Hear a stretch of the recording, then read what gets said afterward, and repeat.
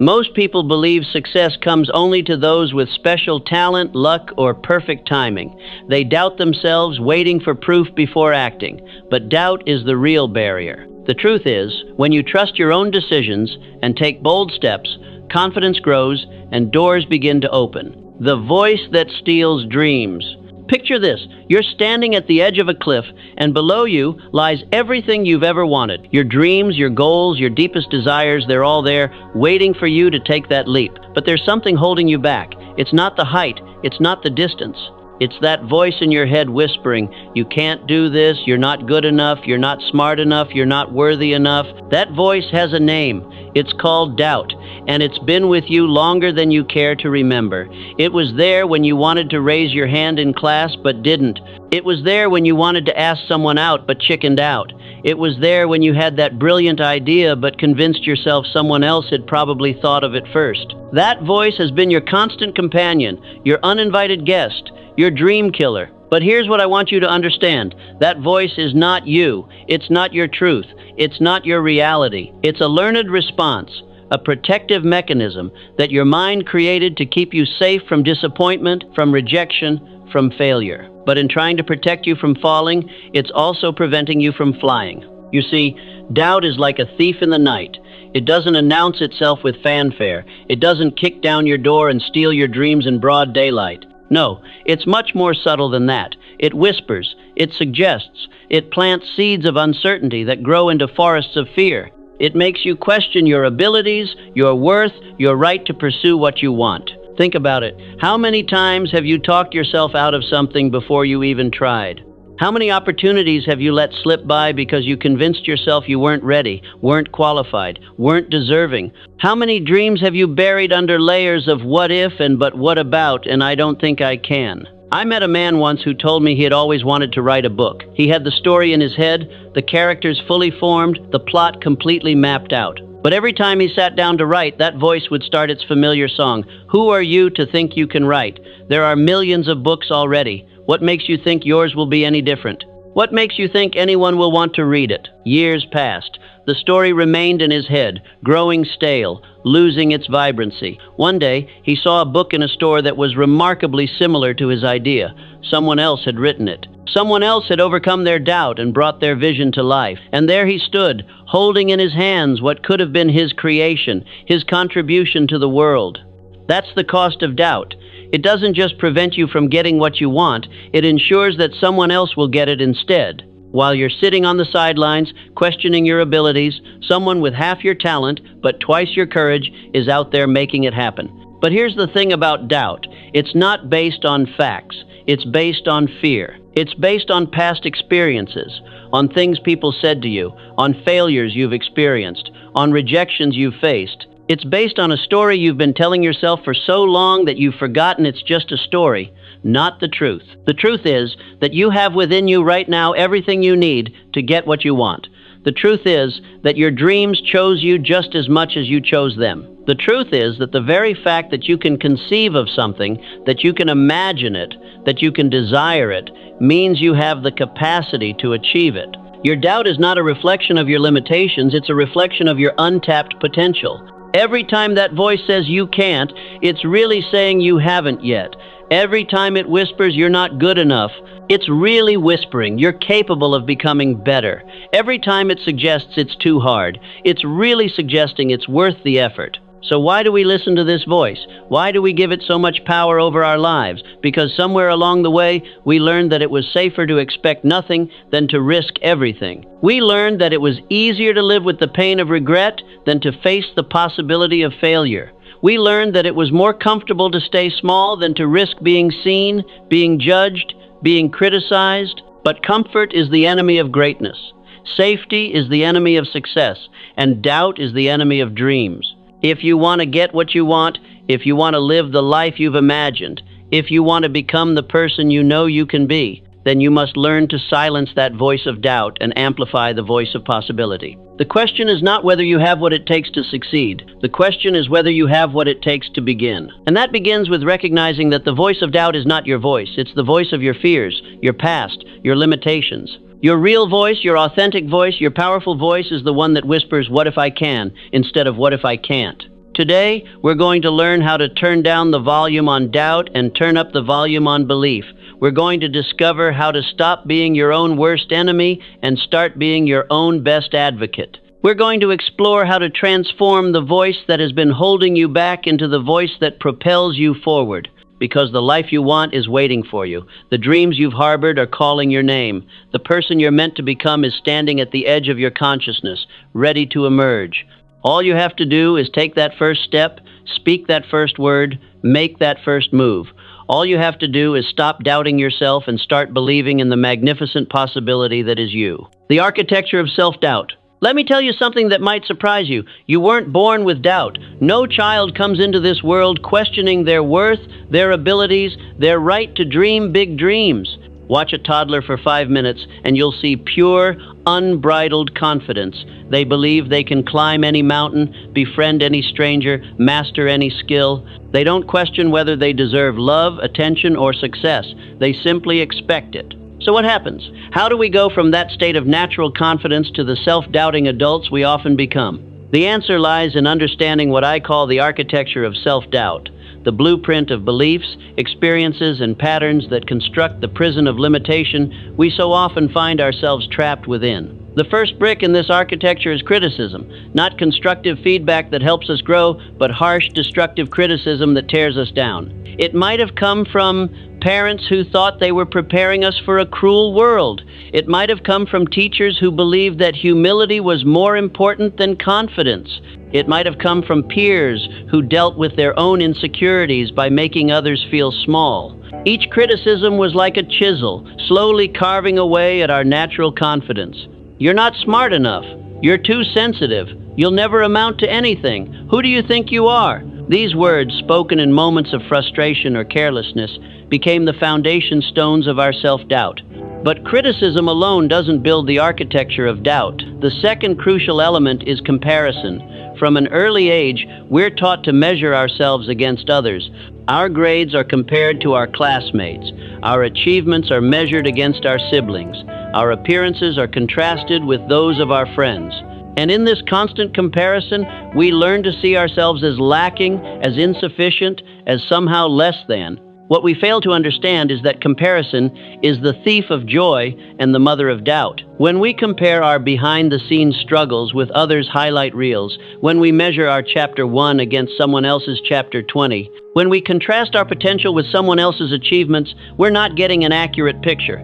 We're getting a distorted view that serves only to diminish our sense of our own worth and capability. The third brick in this architecture is failure, or more accurately, our interpretation of failure. Somewhere along the way, we learned that failing at something means we are failures. We learned that making a mistake means we are mistakes. We learned that not succeeding immediately means we're not capable of ever succeeding. This interpretation of failure is perhaps the most destructive element in the architecture of doubt because it turns every setback into evidence of our inadequacy. Instead of seeing failure as feedback, as education, as a necessary step on the path to success, we see it as a verdict on our character, our abilities, our future. But perhaps the most insidious brick in this architecture is the internal dialogue we develop, the running commentary that plays in our heads all day, every day. This voice takes all the external criticism, all the unfavorable comparisons, all the interpreted failures, and weaves them into a narrative of limitation that becomes our default way of thinking about ourselves. I always mess things up. I'm not the type of person who succeeds. Good things don't happen to people like me. I should just be grateful for what I have and stop wanting more. This internal dialogue becomes so familiar, so constant, that we stop questioning it. We accept it as truth rather than recognizing it as opinion, as interpretation, as a story we've been telling ourselves. The fourth element in this architecture is what I call the comfort zone conspiracy. Our minds, in their effort to protect us from pain, create elaborate justifications for why we should stay where we are, why we shouldn't risk change, why we should be satisfied with less than what we truly want. It's too late to start. I'm too old to change. I don't have the connections. I don't have the money. I don't have the time. I don't have the time. I don't have the education. These aren't just excuses. They're the bars of a cage we've built around ourselves. A cage that keeps us safe, but also keeps us small. The final brick in this architecture is perhaps the most tragic: the adoption of other people's dreams and the abandonment of our own. Under the weight of criticism, comparison, and fear of failure, we learn to want what we think we should want rather than what we actually want. We pursue careers that seem sensible rather than ones that ignite our passion. We settle for relationships that feel safe rather than ones that inspire us. We aim for goals that others will approve of rather than ones that truly matter to us. And in this abandonment of our authentic desires, we lose touch with our true power, our unique gifts, our individual purpose. We become actors in someone else's play rather than the authors of our own story. But here's what I want you to understand. This architecture of doubt was built brick by brick, and it can be dismantled the same way. Every criticism that contributed to your doubt can be countered with affirmation. Every unfavorable comparison can be replaced with an appreciation of your unique journey. Every interpreted failure can be reframed as valuable education. Every limiting belief can be challenged and replaced with an empowering truth. The voice in your head that whispers doubt can learn to speak encouragement. The comfort zone that feels so safe can be expanded to include new possibilities. The dreams you've abandoned can be reclaimed and pursued with renewed vigor. But this process doesn't happen automatically. It requires conscious effort, consistent practice, and unwavering commitment to your own growth and potential. It requires you to become the architect of your own confidence, the engineer of your own empowerment, the builder of your own belief. You see, the same mind that constructed the prison of doubt has the power to build the palace of possibility. The same imagination that created scenarios of failure can envision pathways to success. The same voice that has been your critic can become your champion. The question is not whether you can rebuild the architecture of your mind. The question is whether you will. Whether you'll take responsibility for the construction of your confidence, whether you'll invest the time and energy required to create a mental environment that supports your dreams rather than sabotages them. Because here's the truth.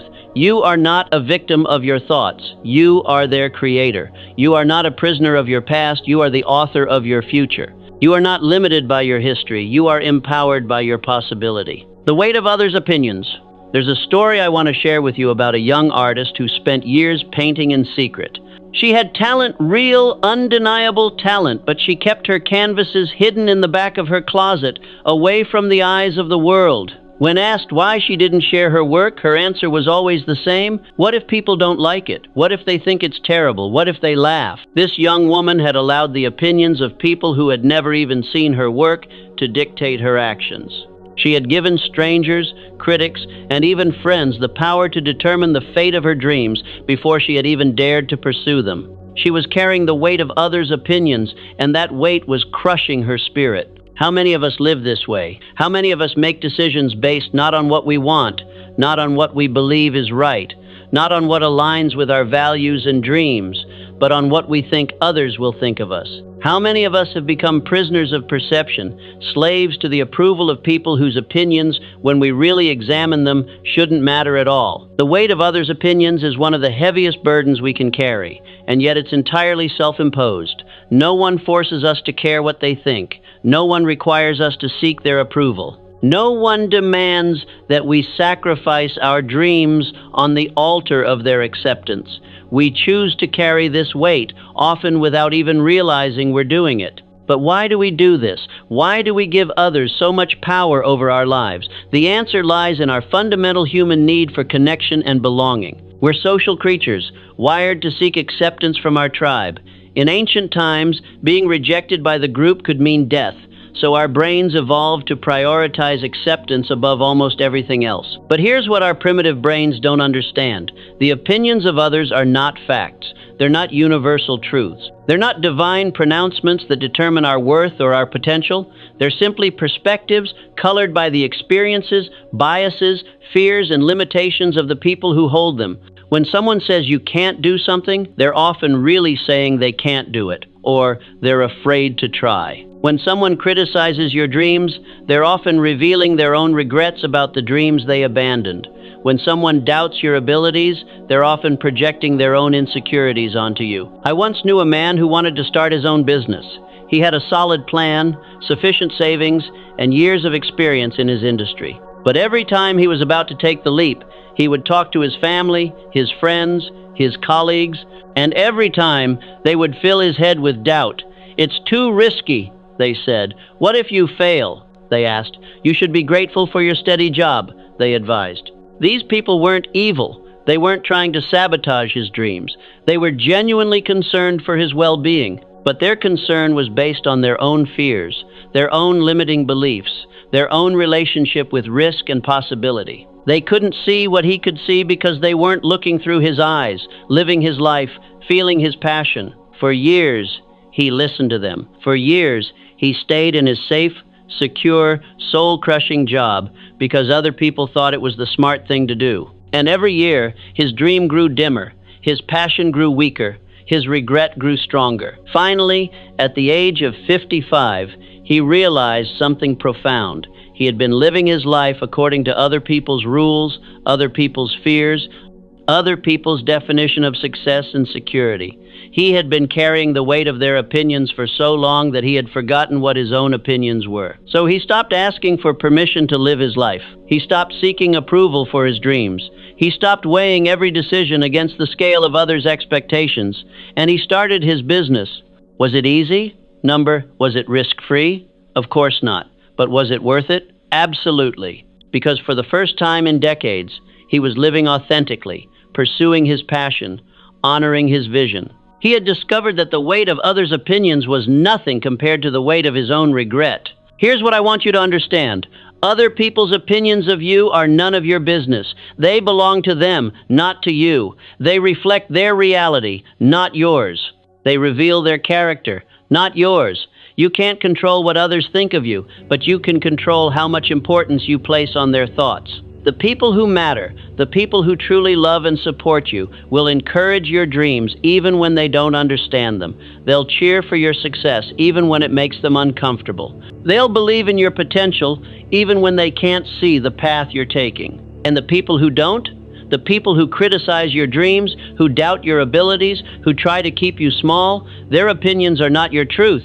Their limitations are not your limitations. Their fears are not your reality. Think about the people whose opinions you value most. Are they people who have achieved what you want to achieve? Are they people who have taken the risks you want to take? Are they people who have built the life you want to build? If not, why are you letting their opinions guide your decisions?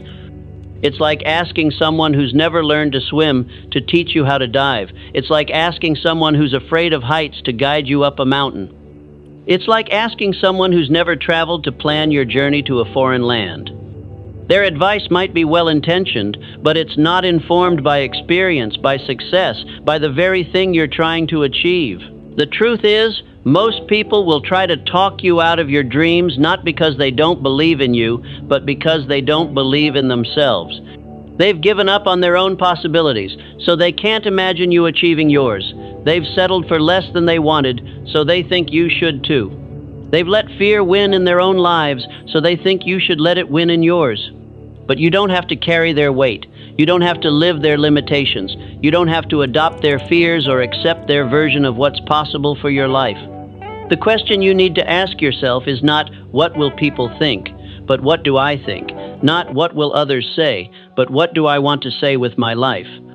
Not will they approve, but do I approve of the life I'm living? Because at the end of your life, you won't be standing before a jury of people whose opinions you worried about. You'll be standing before yourself, accountable for the choices you made, the risks you took or didn't take, the dreams you pursued or abandoned. And in that moment, the only opinion that will matter is your own. The prison of perfectionism. Let me ask you a question that might make you uncomfortable. How many projects have you started but never finished because they weren't perfect? How many opportunities have you passed up because you weren't perfectly prepared? How many dreams have you postponed because the conditions weren't perfectly aligned? If you're like most people, the answer is too many to count, and the culprit behind this paralysis has a name: perfectionism. It masquerades as a virtue, presenting itself as a commitment to excellence, a dedication to quality, a refusal to settle for mediocrity. But in reality, perfectionism is one of the most insidious forms of self-sabotage known to humanity.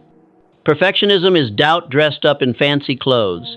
It's fear wearing the mask of high standards. It's procrastination posing as preparation. And it has killed more dreams, destroyed more potential, and wasted more talent than perhaps any other single factor in human achievement. Here's the dirty little secret about perfectionism. It's not really about creating perfect work. It's about avoiding criticism, rejection, and failure. It's about maintaining the illusion that you could be great if you just tried, without ever having to risk the possibility that you might not be as great as you imagine. I knew a woman once who spent 3 years writing the first chapter of a book. 3 years, one chapter. She revised it hundreds of times, polished every sentence until it gleamed, crafted every paragraph with the precision of a master jeweler. And that chapter was brilliant, truly exceptional. But she never wrote chapter 2. Why? Because chapter 1 had become so perfect in her mind that she was terrified chapter 2 wouldn't measure up. She was paralyzed by her own excellence, trapped by her own standards, imprisoned by her own expectations. She had created a masterpiece that prevented her from creating anything else. That's the paradox of perfectionism. In trying to create something perfect, we often create nothing at all. In trying to avoid making mistakes, we make the biggest mistake of all: we don't begin. In trying to ensure that everything we do is extraordinary, we ensure that we do nothing. But here's what perfectionists don't understand. Perfection is not the enemy of progress, it's the enemy of completion. Every masterpiece you've ever admired, every achievement you've ever respected, every success story you've ever celebrated was created by someone who was willing to put imperfect work into the world and improve it over time. Think about your favorite book. Do you think the author's first draft was perfect? Think about your favorite song. Do you think the artist got it right on the first try? Think about your favorite movie. Do you think every scene was flawless from the beginning? Of course not. These works became great through a process of creation, feedback, revision, and improvement. They became excellent not because they started perfect, but because someone was willing to start imperfect and make them better. The perfectionist believes that there's a right time to begin, a perfect moment when all the stars align, when all the conditions are ideal, when all the obstacles are removed. But that moment never comes. There will always be another skill to learn, another preparation to make, another excuse to wait. The successful person understands that the right time to begin is now, with whatever resources you have, whatever knowledge you possess, whatever abilities you've developed. They understand that you don't have to be great to get started, but you have to get started to be great. Perfectionism is also the enemy of learning. When we demand perfection from ourselves, we rob ourselves of the opportunity to fail, to make mistakes, to discover what doesn't work. But failure is not the opposite of success, it's the stepping stone to success. Mistakes are not evidence of inadequacy, they're ingredients of improvement. Every failure teaches us something we couldn't learn any other way. Every mistake reveals a weakness we can strengthen. Every setback provides information we can use to adjust our approach. But the perfectionist, in their desperate attempt to avoid these negative experiences, also avoids the learning and growth that comes from them. I want you to imagine for a moment what your life would look like if you had never been afraid of imperfection. What would you have tried? What would you have created? What would you have achieved? What relationships would you have pursued? What risks would you have taken? What dreams would you have chased? The truth is, the people you admire most, the achievers you respect, the creators who inspire you, none of them waited for perfection. They all started before they felt ready. They all began with imperfect knowledge, inadequate resources, and uncertain outcomes. What made them different wasn't their lack of doubt or fear, it was their willingness to act in spite of doubt and fear. Here's a liberating truth. You have permission to be imperfect. You have permission to start before you're ready. You have permission to make mistakes, to learn as you go, to figure it out along the way. You have permission to create something mediocre on your way to creating something great. The goal is not to avoid mistakes, it's to make them quickly, learn from them rapidly, and improve continuously. The goal is not to start perfect, it's to start now and become better. The goal is not to have all the answers, it's to be willing to find them as you go. But how do you break free from the prison of perfectionism? How do you silence the voice that demands flawless execution before you even begin? How do you give yourself permission to be human, to be learning, to be growing? First, you must redefine perfection. Instead of seeing perfection as flawless execution, see it as authentic expression. Instead of measuring perfection by external standards, measure it by internal alignment. Instead of pursuing perfection in outcome, pursue perfection in effort. Second, you must embrace what I call progressive excellence. This means starting with good enough and improving over time. It means recognizing that version 1.0 doesn't have to be perfect, it just has to be complete. It means understanding that you can always make something better, but you can't make nothing better. Third, you must shift your focus from avoiding failure to embracing learning. Every time you catch yourself avoiding action because it might not be perfect, ask yourself, what could I learn from trying? Every time you postpone a decision because you don't have all the information, ask yourself, what information could I gain from acting? Finally, you must remember that perfectionism is not a reflection of your high standards. It's a reflection of your hidden fears. It's not about excellence. It's about avoiding the vulnerability that comes with putting your work, your effort, your dreams into the world where they can be judged, criticized, or rejected. But here's the thing. The world needs your imperfect contribution more than it needs your perfect silence. Your flawed first attempt is more valuable than your perfect intention. Your messy beginning is more important than your imaginary ending. So give yourself permission to be imperfect. Give yourself permission to start. Give yourself permission to learn, to grow, to improve, to become. Because perfection is not a destination you arrive at, it's a direction you move in. And you can't move in that direction until you take the first step. Rewriting your inner narrative. Close your eyes for a moment and listen. Do you hear it? That constant chatter, that ongoing commentary, that stream of thoughts flowing through your mind? That's your inner narrative, and it's the most powerful force shaping your reality. Every minute of every day, you're telling yourself a story about who you are, what you can do, what you deserve, and what's possible for your life. The question is it a story that empowers you or enslaves you? Is it a narrative that lifts you up or holds you back? Is it a tale of possibility or limitation? For most people, the inner narrative sounds something like this. I'm not good enough. I don't have what it takes. I always mess things up. People like me don't get breaks like that. I should just be realistic about my limitations. I'm too old, too young, too inexperienced, too this, too that. This narrative didn't develop overnight. It's been years in the making, shaped by every criticism you've received, every failure you've experienced, every comparison you've made, every doubt you've entertained. It's been reinforced by repetition until it feels as natural and automatic as breathing. But here's what you must understand. This narrative is not truth. It's not fact. It's not destiny. It's simply a story you've been telling yourself for so long that you've forgotten it's just a story. And since you're the author of this story, you have the power to rewrite it. The inner narrative operates like a filter, determining what you notice, what you remember, and what you believe is possible.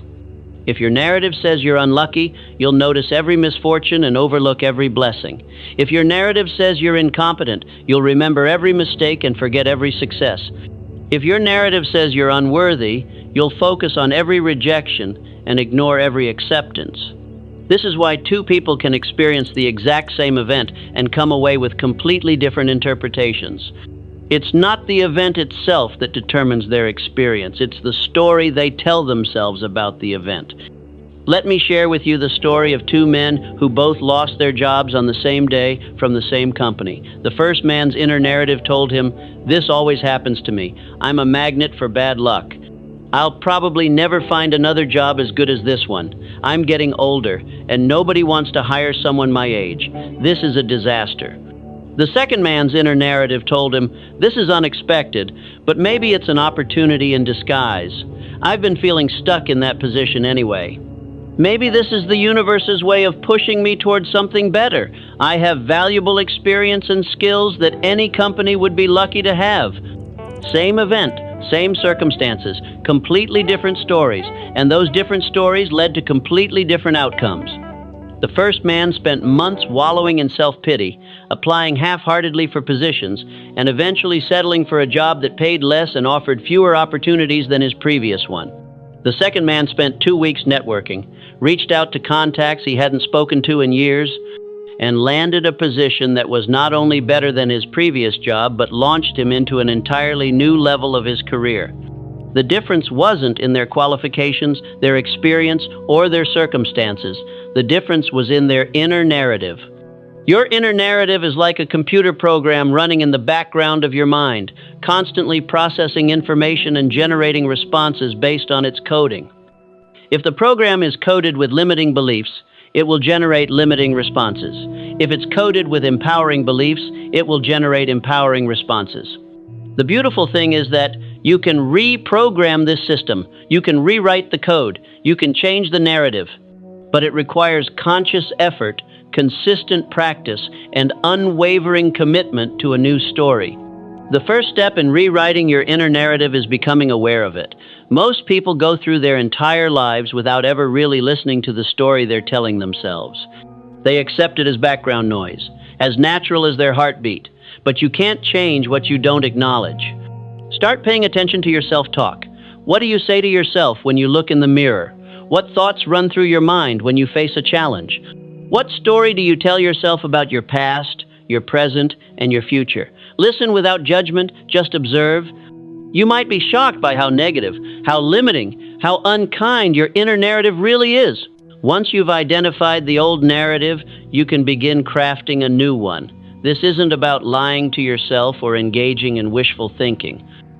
It's about choosing to focus on evidence that supports your growth rather than evidence that supports your limitations. Instead of, I always mess things up, try, I'm learning and improving with every experience. Instead of, I'm not good enough, try, I'm good enough to begin.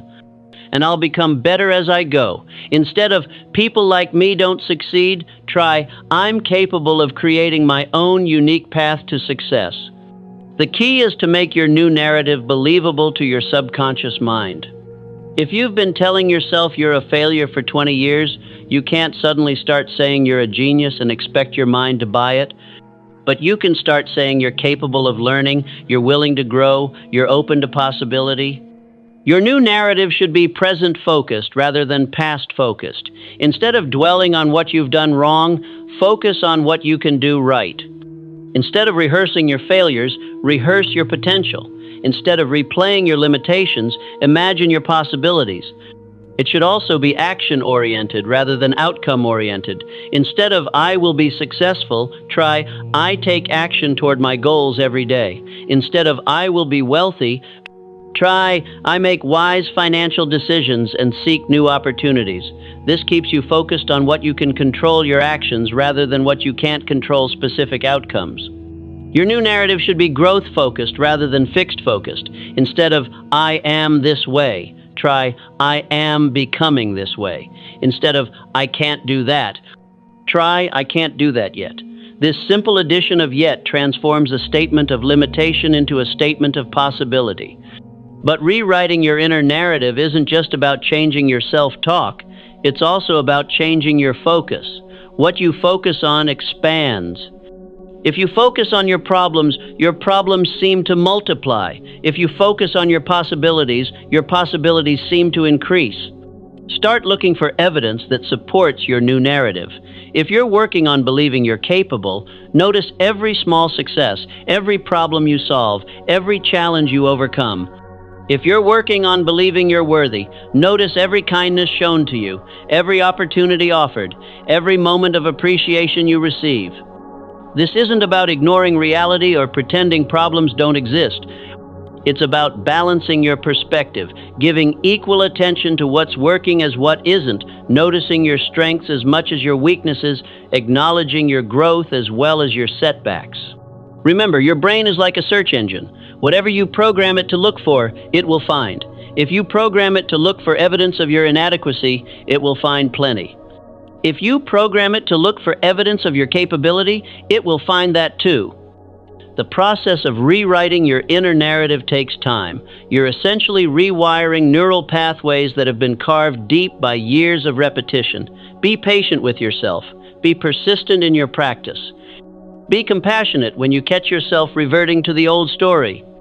Every time you notice the old narrative starting up, gently redirect it to the new one. Every time you catch yourself thinking in limiting ways, consciously choose to think in empowering ways.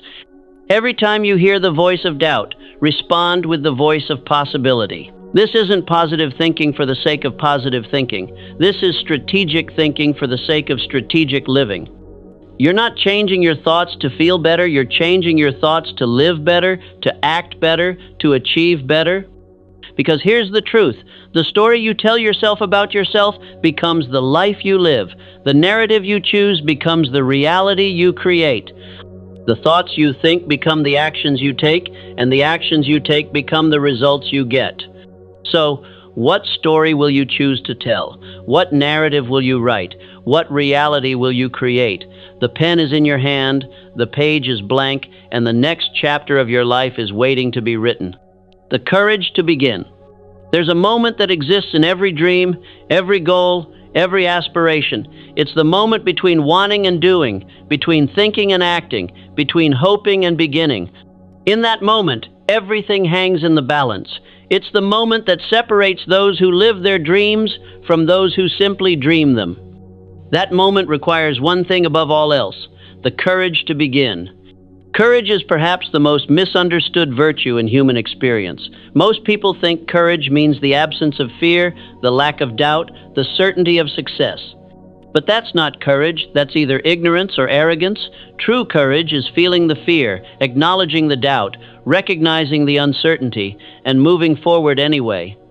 Courage is not about being fearless, it's about being fearful and acting anyway.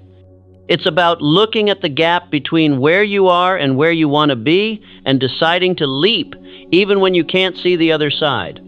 Think about the first time you learned to ride a bicycle. You didn't wait until you were certain you wouldn't fall. You didn't postpone the attempt until you had mastered the physics of balance and momentum. You didn't require a guarantee of success before you climbed on. You simply decided that the possibility of riding was worth the risk of falling, and you began. That's the courage to begin. It's the willingness to start before you feel ready, to act before you have all the answers, to move before you can see the entire path. It's the recognition that certainty is a luxury you can't afford if you want to live an extraordinary life. I want to tell you about a man I met who had always dreamed of opening a restaurant. He had the vision, the passion, the recipes passed down from his grandmother. But year after year, he found reasons to wait. He needed more money. He needed more experience. He needed the perfect location. He needed the ideal market conditions. He needed. Meanwhile, life was happening around him. Other restaurants were opening and succeeding. Other dreamers were taking risks and reaping rewards. Other people with less experience, less money, and less perfect plans were building the life he only talked about. One day, something shifted. Maybe it was seeing another restaurant fail in what he considered the perfect location. Maybe it was watching someone with half his culinary skills succeed through sheer determination. Maybe it was simply the realization that he was running out of time to make his dream a reality. Whatever it was, he found the courage to begin. Not with perfect conditions, not with unlimited resources, not with guaranteed success. He began with what he had, where he was, with the people who believed in him. Was it scary? Absolutely.